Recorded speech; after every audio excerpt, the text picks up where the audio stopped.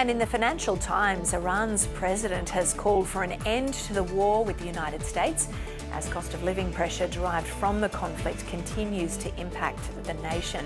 For more on that and a few other stories making headlines today, we are joined by former diplomat Ian Kemish here in the studio. Always great to have you here in person, Ian. Great to see you both.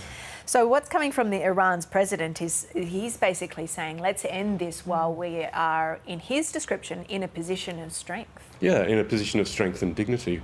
We tend to, or we often tend to reduce Iran to the notion of monolith, one decisive force that thinks together.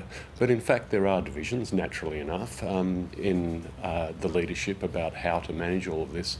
And there seems to be a bit of a pattern emerging of divergence between the military leadership, the supreme leadership on one hand, and those who are more focused on the economy and living conditions for the population.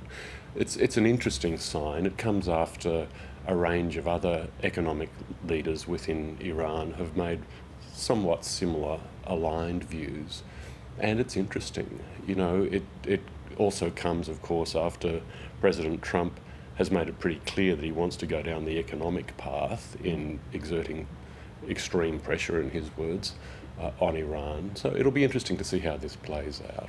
If Iran was to now come to the negotiating table and say, all right, let's agree to this deal, is that Tehran capitulating then? Well, I think we can guarantee that both sides will not depict it in that way. Ultimately, and I'm no Iran specialist, but ultimately any conflict can only end if both positions are in a position if both parties are in a position to turn to their own constituents and say, we got the better deal out of all of this. Tell us about this interesting story in the ABC, a Russian-Australian man charged with foreign interference. Yeah, look, it all has to be tested in the courts, of course, but there does seem to be a bit of a pattern of Russian involvement in interference developing here. The cases seem to be building up. In this case, it appears, according to the AFP commissioner, that a man about 27 years of age, Russian-Australian, first went to Russia for military-style training, returned, then went to Ukraine, signed up with Ukrainian forces in an effort to obtain operational information and cipher it effectively to the Russian side. The suggestion is that the criminal activity has not been confined to overseas, that there's been some criminal activity taking place here in Australia as well. We don't know that much more than this, but let's not forget that this comes after, was in 2024, the Korolov couple were arrested here in Australia for alleged espionage. We've had ASD, the eavesdropping agency here in Australia, warn of cyber activity by Russia here in Australia.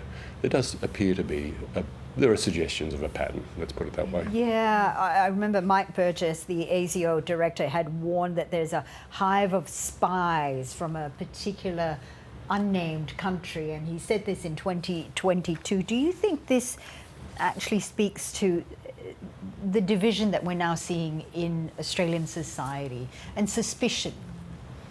Oh, look, I think that there are in any society divisions and allegiances. We are, in the end, an immigration nation, which can be manipulated by external powers. I think, we shouldn't get too carried away with this. I don't think we have some great big social problem, but we're like everyone else. Polarisation is there. It's exacerbated by social media. People have conflicting ties between their allegiance to the nation they've joined and the one they've come from. It can be ripe ground, without wanting to distort it, for those who want to meddle in our affairs. Yeah. Another story with links to Russia is in The Guardian, and this is about a gun stash found in a German forest. It's like something straight out of a John le Carré novel, isn't it, really? And apparently the cache was discovered not so far from Berlin a full year ago, but the German authorities left it there in the hope that they would discover those involved.